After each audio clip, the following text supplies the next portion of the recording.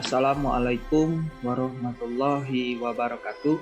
Perkenalkan, saya Royke Surahman, NIM 1920 60 40 23, mahasiswa program studi Manajemen Zakat dan Wakaf, Fakultas Ekonomi dan Bisnis Islam, Universitas Islam Negeri Raden Fatah, Palembang. Di sini saya akan menyampaikan materi dari mata kuliah Komunikasi Bisnis serta dosen pengampu saya, Ibu Melis SEMESY.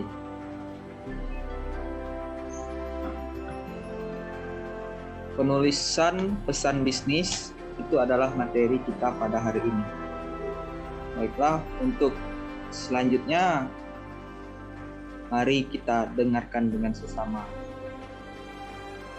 Materi pertama yaitu mengenai pengertian perencanaan bisnis. Pengertian perencanaan bisnis itu adalah pernyataan tertulis yang dapat menggambarkan bisnis, produk, atau layanan Anda di masa depan.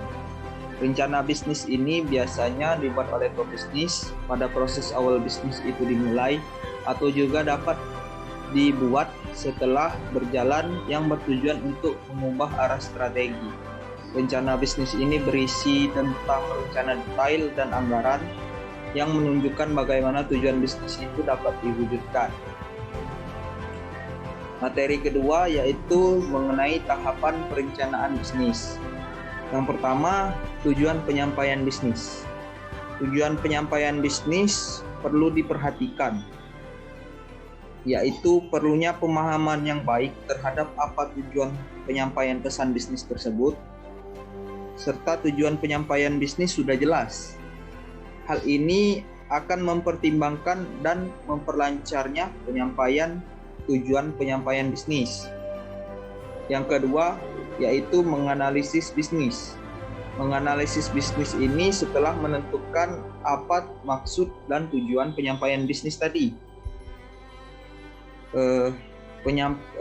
Menganalisis audiens ini itu berkenaan tentang apa, siapa, bagaimana, dan kapan sebaiknya pebisnis itu menyampaikan penyampaian bisnis.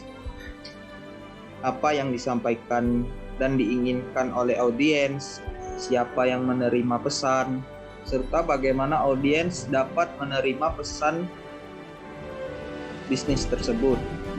Yang ketiga, menentukan ide gagasan pesan bisnis.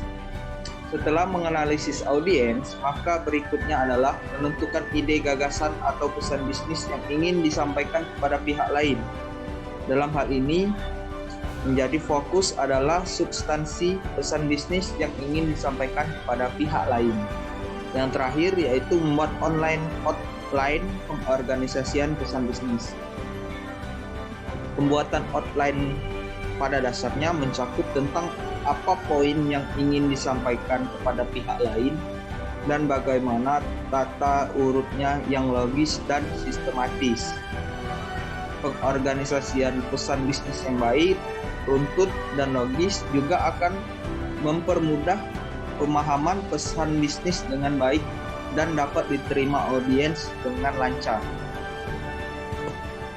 Baiklah, materi selanjutnya yaitu mengenai tujuan komunikasi bisnis. Di sini tujuan komunikasi bisnis itu ada 3. Yang pertama, memberi informasi.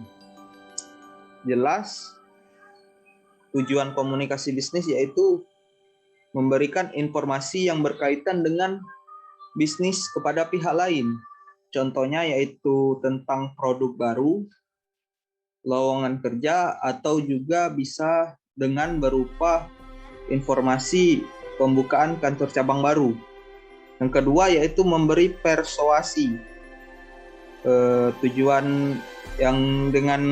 Tujuan komunikasi bisnis yaitu memberikan persuasi kepada audiens agar apa yang disampaikan itu dapat dipahami dengan baik. Dan juga sering dilakukan terutama yang berkaitan dengan negosiasi. Dengan negosiasi antara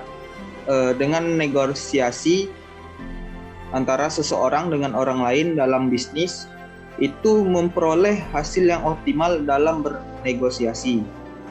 Yang ketiga, melakukan kolaborasi.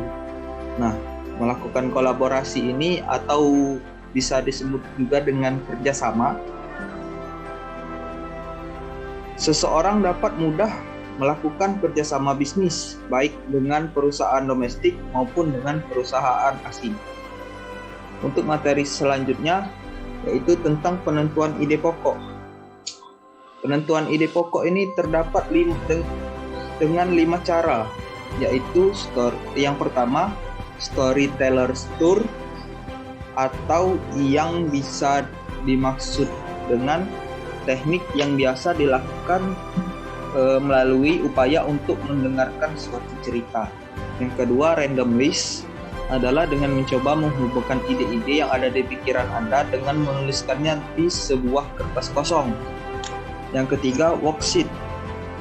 Nah, jika di dalam komunikasi bisnis yang Anda jalani berupa sesuatu pemecahan masalah, maka teknik worksheet ini dianjurkan, sangat-sangat dianjurkan. Yang keempat, journalistic approach.